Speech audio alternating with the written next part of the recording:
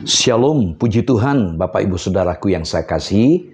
Pada kesempatan ini kita akan coba belajar kembali dari firman Tuhan. Secara khusus dalam perjumpaan kita kali ini, kita akan membahas tentang persekutuan atau gereja. Dan perhatian kita dalam bagian Alkitab itu kita tujukan ke Kisah Para Rasul pasal 2 ayat 36 sampai dengan 47. Kisah Rasul pasal 2 ayat 36 sampai dengan 47. Nah, mari kita siapkan Alkitab kita dan kita berdoa. Bapa kami dalam sorga, sungguh kami bersyukur buat waktu yang sudah Kau berikan bagi kami untuk kembali kami belajar firman-Mu. Secara khusus kami boleh memaknai apa arti persekutuan bagi kami orang yang beriman kepada Engkau. Kau pakai hamba-Mu dalam urapan Roh Kudus, kami serahkan sepenuhnya pemberitaan firman-Mu ini. Dalam nama-Mu, Tuhan Yesus, kami sudah berdoa. Haleluya. Amin. Puji Tuhan, Bapak Ibu Saudaraku, kita kembali kepada gambaran apa yang kita kupas di sini. Nah, dalam perjumpaan kita kali ini, saudaraku yang saya kasihi, kita akan belajar, berupaya untuk mengerti bahwa kita ini terikat dalam satu persekutuan yang istimewa. Dan juga kita perlu memahami apa yang menjadi kewajiban kita untuk melayani Tuhan Yesus melalui persekutuan dalam jemaat. Jadi dalam pertemuan kita ini paling tidak kita mengerti bahwa kita ini ada dalam satu persekutuan. Ya, dan kita memiliki kewajiban untuk melayani Tuhan melalui persekutuan di dalam jemaat. Nah, puji Tuhan, sebagai seorang Kristen, kita akan belajar kembali memahami tentang makna salib. Gambar salib ini bagian penjelasan terakhir dari 4 arah dari salib. Nah, seorang Kristen yang taat dalam perbuatan itu dapat digambarkan sebagai salib Yesus Kristus. Kuasa kasih Allah itu bekerja di dalam kehidupan kita dapat dilambangkan dengan salib Yesus Kristus. Saudara, bagian yang tegak lurus vertikal, selalu saya ulang lagi ya, vertikal itu menunjukkan hubungan pribadi seorang yang beriman itu dengan Tuhan. Jadi hubungan secara vertikal, hubungan dengan yang di atas dengan Tuhan melalui doa dan membaca firman.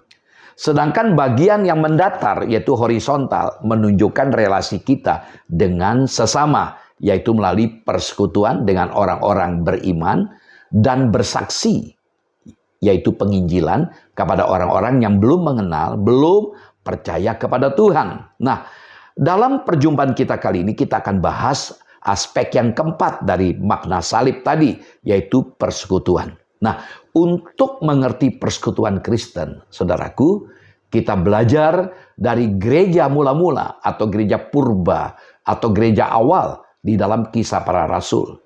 Jemaat di Yerusalem atau gereja Yerusalem ini bertumbuh dari hasil pekabaran Injil dari PI. Karena itu kita akan melihat apa yang diajarkan firman Allah tentang gereja, tentang persekutuan bagi kita. Yang pertama, ciri-ciri dari persekutuan Kristen itu seperti apa? Bagaimana ciri tanda sehingga dikatakan persekutuan Kristen? Yang pertama, pemimpin dari persekutuan ini adalah Yesus Kristus sendiri. Ini harus dipahami.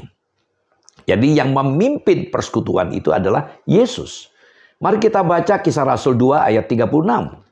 Kisah 2 ayat 36. Jadi seluruh kaum Israel harus tahu dengan pasti bahwa Allah telah membuat Yesus yang kamu salibkan itu menjadi Tuhan dan Kristus.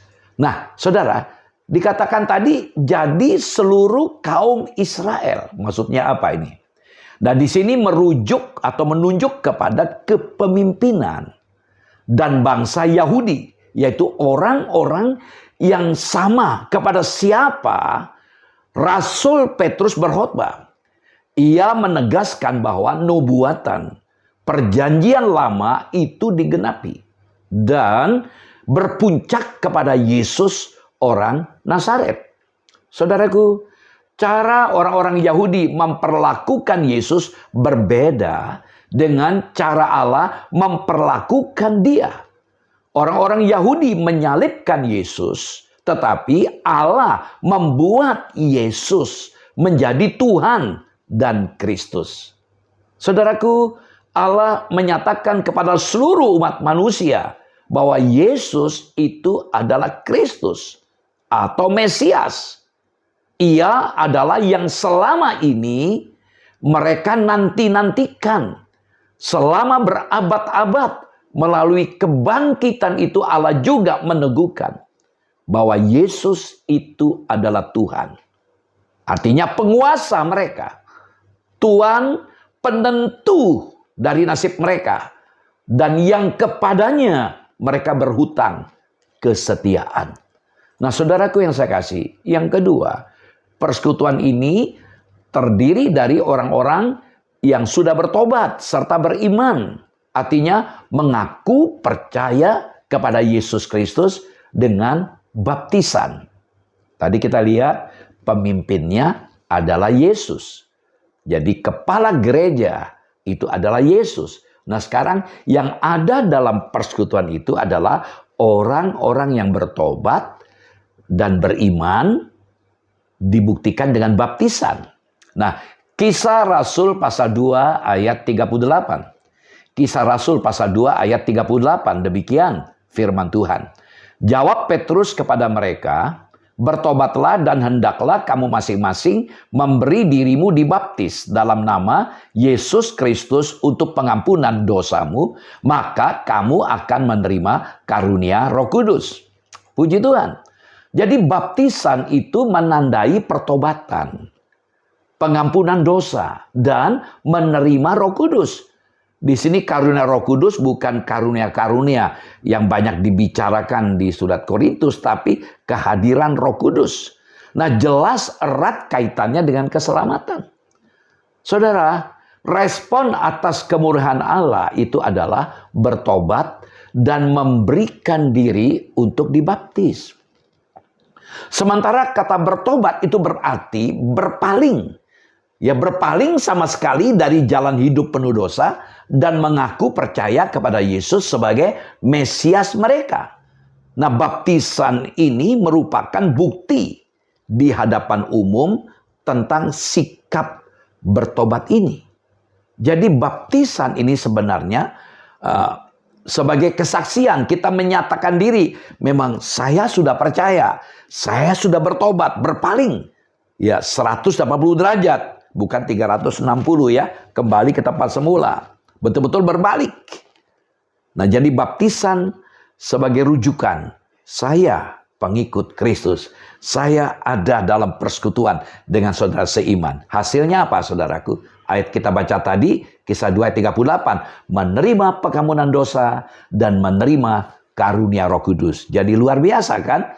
Nah, jadi bukan baptisan itu sendiri yang menghasilkan pengampunan dosa. Perlu dipahami ini. Sekali lagi, bukan baptisan itu sendiri yang menghasilkan pengampunan dosa. Jadi jangan saudara berpikir dengan dibaptis tanpa percaya Yesus, saudara diselamatkan, diampuni. Oh tidak.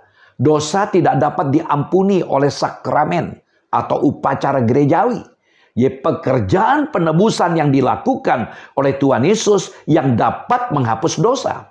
Dengan menanggung hukuman dosa itu atas dirinya sendiri. Artinya, orang yang dibaptis dengan dasar yang benar, artinya bertobat dan percaya, maka hasil pekerjaan Yesus itu menjadi efektif baginya. Dia selamat, bebas dari hukuman Allah. Ini adalah kebahagiaan yang terbesar ketika kita sadar dosa kita diampuni, kita diterima sebagai anak Allah. Itulah kebahagiaan sejati. Nah, orang yang bertobat dan dibaptis bukan saja dosanya diampuni. Dalam tanda kutip negatif. Tetapi lebih dari itu, inilah anugerah Allah. Masih ditambah berkat lain-lain lagi, saudaraku, yaitu Roh Kudus dikaruniakan kepada kita. Ini berarti Allah sendiri tinggal di dalam kita. Dengan Roh Kudus di dalam kita, maka kita ini miliknya Allah. Dikatakan kalau kita percaya, kita dimeteraikan oleh Roh Kudus. Ya, menjadi tanda pemilikan bahwa kita berharga, kita dijamin. Dan bukan hanya kita ini milik Allah, dan kita juga memiliki penolong yang selalu menyertai kita. Nah, kata penolong kalau kita lihat dalam Yohanes pasal 14, kata penolong dari kata parakletos. Kata parakletos dari kata Yunani, dari kata para, itu artinya di samping, lalu kletos dari kata kaleo, artinya dipanggil. Jadi Roh Kudus adalah pribadi yang dipanggil untuk mendampingi setiap orang percaya kepada Yesus dalam segala hal. Seperti seorang pengacara. Mengapa kata parakletos bisa berarti pembela, ya, penghibur, selalu mendampingi. Ketika seseorang diadili di pengadilan, ada pendamping, advokat, pembela. Itulah makna kehadiran Roh Kudus. Artinya, saudara dan saya, kita semua yang percaya pada Yesus tidak sendirian lagi dalam menghadapi kehidupan yang penuh dengan tantangan ini, yang penuh dengan pergumulan ini. Saudaraku, lalu pertanyaannya, apa bedanya baptisan Roh Kudus dengan baptisan air? Saudaraku, baptisan Roh Kudus dengan baptisan air itu jelas berbeda. Baptisan Roh Kudus itu adalah pengalaman penerimaan Roh Kudus pada saat seseorang diselamatkan, atau artinya lahir baru. Yaitu sesudah dia bertobat dan dia percaya kepada Yesus. Hal ini selaras sesuai dengan pernyataan Petrus dalam Kisah Rasul pasal 2 ayat 38 tadi. Sedangkan baptisan air itu merupakan tanda inisiasi bahwa telah bertobat, menerima kelahiran baru. Nah, lalu kemudian kita bisa melihat juga baptisan Roh Kudus itu menempatkan orang-orang percaya ke dalam tubuh Kristus yang tidak kelihatan, yang disebut keanggotaan gereja secara universal, yang am. Sedangkan baptisan air merupakan upacara atau inisiasi masuk ke dalam keanggotaan tubuh Kristus yang kelihatan. Itu disebut keanggotaan gereja lokal. Nah, saudaraku, jadi baptisan Roh Kudus menunjukkan karya pemeteraian hidup baru oleh Roh Kudus dan bersifat permanen. Sedangkan baptisan air adalah kesaksian bahwa orang-orang tersebut telah dimeteraikan dan menerima hidup baru. Jadi baptisan Roh Kudus tidak dilakukan berdasarkan pilihan dari manusia, melainkan berdasarkan suatu keputusan sepihak dari Allah Bapa dan Tuhan Yesus Kristus sendiri. Sedangkan baptisan air dilakukan melibatkan keputusan dan pilihan manusia. Nah, berdasarkan pengertian ini, saudara, maka baptisan air dilakukan setelah lahir baru. Artinya diselamatkan, yaitu setelah orang tersebut percaya dan bertobat. Sementara baptisan Roh Kudus dilakukan oleh Tuhan Yesus dan Roh Kudus, sedangkan baptisan air dilakukan oleh manusia. Bisa kita bedakan ya. Nah, bagian kedua, persekutuan orang percaya ini disebut dengan gereja. Nah, saudaraku, ironis ya kalau ngaku gereja tapi tidak ada persekutuan. Nah, kita akan cermati Kisah Rasul pasal 2 ayat 42 sampai 47. Kita akan lihat secara bertahap, kita akan membaca ayat-ayat ini. Kita melihat apa saja sih kegiatan gereja yang bertumbuh sehingga disebut dengan persekutuan, yaitu gereja. Yang pertama, ya, kegiatan yang pertama kita lihat dalam persekutuan ini adalah belajar firman Tuhan, belajar firman Allah. Mari kita lihat dalam Kisah Rasul 2 ayat 42. Mereka bertekun dalam pengajaran rasul-rasul dan dalam persekutuan, dan mereka selalu berkumpul untuk memecahkan roti dan berdoa. Ayat ini memiliki ada banyak item. Salah satunya adalah bertekun dalam pengajaran. Saudara, Tuhan Yesus menugaskan para rasul atau rasul-rasul bahwa salah satu kegiatan mereka setelah mereka membaptis orang, maka mereka harus mengajar orang itu untuk melakukan segala hal yang sudah Tuhan perintahkan. Nah, yang menarik, mereka begitu senang melaksanakan hal itu. Dan mereka yang telah dibaptis senang juga mendengarkan pengajaran para rasul. Saudara, orang-orang Kristen baru ini begitu berhasratnya, begitu antusiasnya untuk apa? Untuk mempelajari jalan baru kehidupan lewat firman Tuhan yang disampaikan oleh para rasul-rasul. Saudara, bertekun dalam firman itu adalah ciri utama, ya, pertama dari gereja perdana. Jadi mereka mengalami kedahsyatan firman yang mengubahkan hati yang begitu keras, ya, dan menarik mereka dari penganiaya Kristus menjadi pengikut Kristus. Luar biasa kedahsyatan firman itu. Firman itulah yang menuntun mereka untuk mengenal Allah yang sejati, memiliki persekutuan yang real dengan Dia, dan menyembah Dia dengan benar. Dengan bertekun dalam firman, mereka bertekun di dalam pengajaran firman Tuhan. Ya, mereka belajar untuk mengenal firman Tuhan. Saudaraku, mereka bertekun dalam kebenaran, masuk ke dalam hati Allah sendiri, mengalami terang kemuliaannya, mengubahkan hidup dan mendorong mereka untuk menjalankan misi, ya, dengan Dia. Jadi jemaat yang mau bertekun dalam firman, yaitu pengajaran rasul-rasul yang bersumberkan pada pengajaran Yesus, ini hal yang paling utama yang perlu kita lakukan, saudaraku. Saudaraku, firman Tuhan yang direnungkan setiap hari membawa perubahan hidup yang signifikan. Roh Kudus mengubah hidup anak-anak Tuhan dari hidup yang bersifat egosentris menjadi hidup yang berorientasi, berfokus kepada Tuhan dan juga orang-orang lain. Itu terlihat dari persekutuan yang terwujud di gereja perdana, gereja awal atau gereja purba di Yerusalem. Ya, mereka bertekun dalam persekutuan dengan Tuhan, yaitu dengan memecahkan roti dan berdoa di rumah mereka secara bergiliran sesuai dengan perintah Tuhan. Juga dalam bait Allah sebagai wujud ibadah mereka. Luar biasa. Jadi ibadah secara korporat, kelompok besar banyak, lalu ibadah secara cell group, kelompok-kelompok kecil di rumah-rumah mereka lakukan secara bergilir.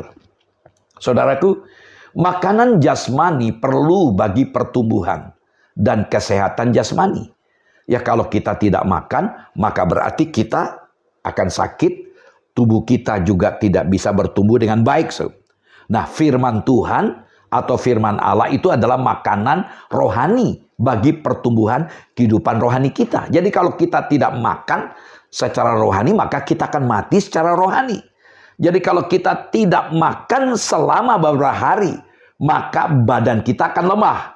Demikian juga rohani kita perlu diberi makan, yaitu firman Allah. Kalau tidak makan, maka hidup kita secara rohani tidak akan bertumbuh.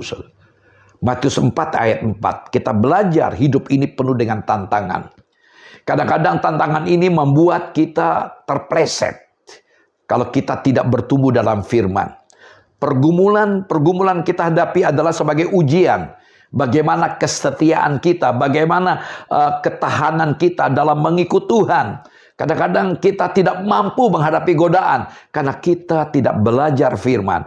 Kita belajar dari Tuhan Yesus dalam Matius 4 ayat 4 ketika beliau digodain oleh iblis untuk mencoba supaya batu itu bisa menjadi roti. Apa kata Tuhan Yesus dalam Matius 4 ayat 4? Tetapi Yesus menjawab, ada tertulis, manusia hidup bukan dari roti saja, tetapi dari setiap firman yang keluar dari mulut Allah. Saudara, Tuhan Yesus menghadapi godaan dari iblis dengan mengandalkan kekuatan firman Allah. Ia menjawab cobaan itu Seperti yang ia lakukan terhadap masing-masing cobaan itu dengan kata-kata dalam kitab suci. Kutipan dari Perjanjian Lama dikatakan ada tertulis. 3 kali dicobai dia berkata ada tertulis, seperti ada tertulis, seperti ada tertulis, seperti ada tertulis. Ini dimungkinkan oleh karena ada persekutuan dengan firman yang tertulis. Beliau berkata ada tertulis manusia hidup bukan dari roti saja, tapi dari setiap firman yang keluar dari mulut Allah. Saudaraku, ungkapan hidup bukan dari roti saja memberikan makna, ya, tidak menyangkal pentingnya roti. Di Palestina roti hampir identik dengan makanan, sama dengan nasi di tempat kita ini. Tetapi menyangkal pentingnya roti secara eksklusif, ini yang ditekankan di sini. Jadi kehidupan yang ditopang hanya oleh makanan adalah kehidupan yang sangat malang. Jadi kalau kita hanya makan secara materi, tapi makanan rohani diabaikan, wah, sangat memprihatinkan, saudaraku. Nah, jadi Yesus berkata dalam Yohanes pasal 4, makananku ialah melakukan kehendak Dia yang mengutus aku dan menyelesaikan pekerjaannya. Jadi Yesus katakan, ya, apa yang dia butuhkan, yang dia makan adalah melakukan kehendak Allah dan melakukan apa yang Tuhan perintahkan kepada dia. Puji Tuhan. Jadi firman Tuhan ini sesuatu yang penting, saudaraku. Ini kegiatan perlu ada, yaitu membaca, bersekutu dengan firman. Yang kedua, bersekutu, ya, dengan saudara seiman. Nah, kita lihat dalam Kisah 2 ayat 42 dan 46. Dikatakan Kisah 2 ayat 42 dan 46, mereka bertekun dalam pengajaran rasul-rasul dan dalam persekutuan, dan mereka selalu berkumpul untuk memecahkan roti dan berdoa. Dengan bertekun dan dengan sehati mereka berkumpul tiap-tiap hari dalam bait Allah. Mereka memecahkan roti di rumah masing-masing secara bergilir dan makan bersama-sama dengan gembira dan dengan tulus hati. Menarik di sini dikatakan tadi mereka bertekun dalam pengajaran rasul-rasul, dan yang kedua dalam persekutuan. Nah, perhatikan kata persekutuan dari kata Yunani koinonia. Nah, kata koinonia berarti memiliki kesamaan dan kadangkala diterjemahkan berbagi atau sharing atau share. Nah, kata itu dapat mengacu kepada mereka yang dengannya kita memiliki kesamaan ikatan. Itu makna koinonia. Nah, saudaraku, sebagai contoh sederhana, sapu lidi kalau hanya sebatang saja, ya, akan mudah patah atau dipatahkan, ya, dan tidak bisa digunakan secara maksimal untuk membersihkan sesuatu atau di halaman. Tetapi sapu lidi ini kalau disatukan dengan yang lain dalam satu ikatan, maka akan sulit dipatahkan atau sulit patah. Dan dengan disatukan juga dapat berfungsi dengan baik. Nah, ini hal yang menarik. Demikian juga kita perlu bersekutu untuk saling menguatkan iman satu dengan lainnya, sehingga kita bisa berfungsi bersama-sama. Gereja terdiri atas banyak orang yang beragam sifatnya, wataknya, cara berpikirnya, dan kebiasaan habitnya. Nah, keragaman itu seringkali memicu konflik di antara warga jemaat. Tetapi itu dimungkinkan kalau kita punya tekad dan semangat untuk bersekutu dan memahami orang lain. Kita bisa belajar menerima orang yang berbeda dengan kita. Kita bisa belajar menghargai kelemahan orang tersebut, ya, dan melihat keunggulan, kelebihan orang tersebut. Saya begitu yakin ketika kita menyadari orang lain adalah bagian dari hidup kita, maka kita bisa mengikat satu dengan lain. Kegiatan yang ketiga, berbakti. Ayat 42, 46, 47. Saya baca sebaiknya 46 dan 47. Dengan bertekun dan dengan sehati mereka berkumpul tiap-tiap hari dalam bait Allah. Mereka memecahkan roti di rumah masing-masing secara bergilir dan makan bersama-sama dengan gembira dan dengan tulus hati sambil memuji Allah. Dan mereka disukai semua orang. Dan tiap-tiap hari Tuhan menambah jumlah mereka dengan orang yang diselamatkan. Luar biasa. Saudaraku, mereka melakukan ibadah. Baik, kalau kita gambarkan sekarang, mereka bertekun dalam ibadah hari Minggu. Namun hari lain pun mereka tetap bersekutu dalam kelompok-kelompok kecil. Ya, mereka lakukan itu berbakti, pengabdian diri mereka kepada Allah. Saudaraku, ketekunan dalam menghormati dan mengasihi orang tua kita sebagai contoh, itu merupakan sikap yang terpuji. Nah, itulah bakti kita kepada orang tua kita. Demikian juga bakti kita kepada Allah.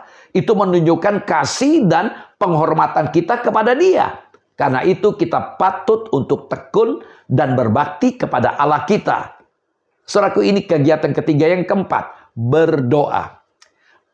Kisah Rasul 2 ayat 42. Kisah 2 ayat 42. Mereka bertekun dalam pengajaran rasul-rasul dan dalam persekutuan, dan mereka selalu berkumpul untuk memecahkan roti dan berdoa. Perhatikan kata ini, dan berdoa. Saudara, gereja dimulai dalam suasana doa dan berlanjut terus dalam suasana doa. Umat Kristen mula-mula mampu mengatasi tantangan pergumulan kehidupan yang menerpa mereka setiap hari, karena setiap hari mereka menjumpai Tuhan dalam doa. Saudara, doa adalah nafas hidup kekesenan. Karena di dalam doa kita berhubungan dengan sumber kehidupan kita. Berhenti berdoa berarti kita siap mati. Nah, saudaraku, yang kelima, bersedia memberi atau berbagi. Ayat 44-45. Kisah 2 ayat 44-45. Dan semua orang yang telah menjadi percaya tetap bersatu. Dan segala kepunyaan mereka adalah kepunyaan bersama. Dan selalu ada dari mereka yang menjual harta miliknya, lalu membagi-bagikannya kepada semua orang sesuai dengan keperluan masing-masing. Saudaraku, persekutuan dengan saudara-saudara seiman juga terwujud dengan sangat indah. Setiap orang memandang saudara-saudaranya dengan kasih dan perhatian yang tulus. Setiap orang saling mendahului untuk memperhatikan kebutuhan orang lain. Ada kesediaan untuk berbagi. Artinya, masalahmu itu masalah aku juga. Wow, kalau ini ada dalam hidup kita, maka kita akan membuat sebuah ikatan persekutuan yang luar biasa. Saudaraku, sebagai bukti kasih kita kepada teman kita atau anak kita adalah memberikan apa yang diperlukannya. Demikian juga persembahan uang kita adalah bukti kasih dan ketaatan kita kepada firman-Nya. Ingat, ini bukan berarti Allah kekurangan sesuatu. Tapi ini akan membuktikan di manakah sebenarnya hati kita berpaut. Hati kita bergantung pada Tuhan yang memberi keselamatan, atau pada harta kita yang tidak dapat menyelamatkan kita. Kita wujudkan bukti kasih kita itu. Nah, saudaraku, dalam sebuah konsep yang benar. Yang keenam, bersaksi. Saya baca ulang Kisah 2:47. Sambil memuji Allah dan mereka disukai semua orang. Dan tiap-tiap hari Tuhan menambah jumlah mereka dengan orang yang diselamatkan. Perhatikan, ya begitu banyak orang tertarik. Karena orang-orang melihat kehidupan mereka disukai. Mereka menjadi saksi dan tentu mereka juga banyak berbicara tentang kasih Allah. Saudaraku, secara bergilir mereka berkumpul di rumah-rumah. Mereka memuji Allah, bertekun dalam pengajaran, bertekun dalam berbakti dan berdoa. Tidak hanya itu, mereka juga membudayakan habit, kebiasaan saling berbagi. Ya, perjamuan kasih, ya, dan menaikkan pujian kepada Allah. Saudaraku, dalam ayat 42 kita melihat mereka bersekutu dalam memecahkan roti, berbagi kasih. Memecahkan roti tidak selalu berarti perjamuan kudus, itu berbagi kasih. Ya, menaikkan pujian kepada Allah. Nah, kegiatan bersekutu ini menjadi berkat bagi semua orang. Orang lain melihat itu. Hingga jumlah orang yang bertobat semakin hari semakin bertambah. Karena melihat sebuah kehidupan yang dinamis. Kehidupan yang berubah. Yang tidak lagi egosentris. Mereka tertarik, luar biasa. Mereka hadir bersama-sama. Sehingga tidak heran pertambahan jumlah luar biasa. Saudara, bagaimana dengan persekutuan kita? Apakah persekutuan yang kita adakan menjadi berkat bagi orang yang ada di sekitar kita? Ini sebuah tantangan pergumulan bagi kita. Saudaraku, kita orang Kristen adalah orang-orang yang penuh kasih kepada sesama dan kepada orang-orang di luar Kristus. Kita ingin agar mereka yang memiliki jaminan keselamatan seperti kita. Karena itu kita perlu menceritakan iman kita kepada mereka yang belum percaya. Artinya dapat diceritakan dengan omongan. Ya, dalam pertemuan kita perlu berbicara banyak tentang kasih Tuhan, apa yang sudah Tuhan lakukan. Tetapi yang penting diingat di sini adalah kesaksian, cara hidup yang sesuai dengan Alkitab. Itu yang akan dilihat orang lain. Bagaimanapun hebatnya kita berbicara ya tentang kasih Allah, berbicara tentang kehidupan kekesenan, namun kalau kita tidak membuktikan sebuah tindakan yang konkret, mereka tidak akan tertarik. Jadi apa yang ada di hati kita, yang kita katakan selalu kelop, yang keluar dari mulut sesuai dengan apa di hati kita. Jadi apa yang kita omongin sesuai dengan apa yang kita lakukan, itu membuat ada daya tarik. Nah, sebagai penutup mari kita baca Ibrani 10 ayat 23 sampai 25. Ibrani 10 ayat 23-25. Kita perlu perhatikan ayat ini secara serius sebagai closing tentang persekutuan atau gereja. Ibrani 10 ayat 23-25, marilah kita teguh berpegang pada pengakuan tentang pengharapan kita, sebab Ia yang menjanjikannya setia. Dan marilah kita saling memperhatikan supaya kita saling mendorong dalam kasih dan dalam pekerjaan baik. Janganlah kita menjauhkan diri dari pertemuan-pertemuan ibadah kita, seperti dibiasakan oleh beberapa orang. Tapi marilah kita saling menasihati dan semakin giat melakukannya menjelang hari Tuhan yang mendekat. Mari kita fokus ke ayat ini sebagai ayat penutup. Saudaraku, kalau kita melihat dari Ibrani pasal 10 ayat 19 sampai ayat 25, menarik. Di situ mulai dari ayat 19, dibukakan pemahaman. Ada akses untuk datang pada Allah. Dikatakan oleh karena darah Yesus, kita bisa masuk ke dalam hadiratnya. Nah, setelah itu kita menemukan kata marilah kita, marilah kita, marilah kita. Bentuk perintah, bentuk ajakan yang harus kita lakukan. Nah, dalam ayat kita baca 23, marilah kita ya teguh berpegang pada pengakuan tentang pengharapan kita. Kenapa kita pegang pengharapan? Karena Allah yang berjanji itu setia. Lalu dikatakan juga, marilah kita. Sebuah ajakan lagi. Untuk apa? Kita diajak untuk saling memperhatikan, saling mendorong, saling menasehati. Nah, kapan bisa terwujud kita saling memperhatikan, saling mendorong, saling menasehati? Kalau kita ada dalam persekutuan. Mengapa kita diminta jangan menjauhkan diri dari persekutuan ibadah kita? Ada orang lain yang melakukan itu, tapi kita tidak boleh. Apalagi kalau kita melihat tadi, karena Tuhan akan datang segera. Nah, saudaraku, kayu api kalau disatukan dan dibakar, maka nyala apinya akan besar dan terang.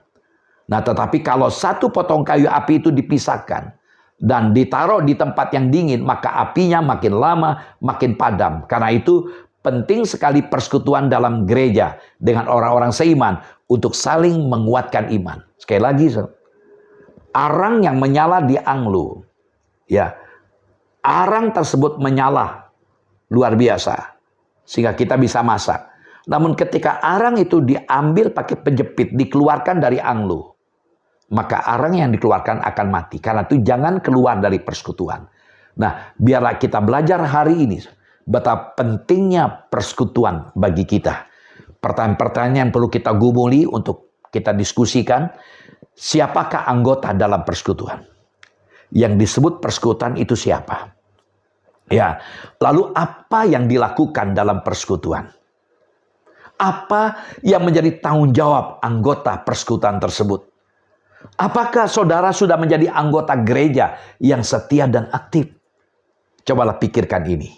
Tuhan Yesus memberkati. Terima kasih, mari kita berdoa. Bapa, terima kasih buat firman-Mu yang boleh kami terima, boleh kami dengar. Biarlah firman-Mu boleh mengarahkan setiap kami untuk lebih sungguh-sungguh memaknai betapa pentingnya orang lain dalam hidup kami. Kami sadar kami adalah orang beriman. Berarti orang beriman kami harus bersekutu sesama dengan orang beriman. Kami punya kepala gereja, itu Engkau Yesus. Sebagai anggota gereja kami boleh membangun persekutuan dengan benar. Biarlah Tuhan kami boleh belajar menyadari hal ini, sehingga dalam situasi apapun kami tetap terus membangun sebuah persekutuan yang sehat di antara kami. Dalam nama-Mu Tuhan Yesus, berkat Tuhan menyertai kami. Haleluya. Amin. Shalom. Sampai jumpa lagi. Tuhan Yesus memberkati kita.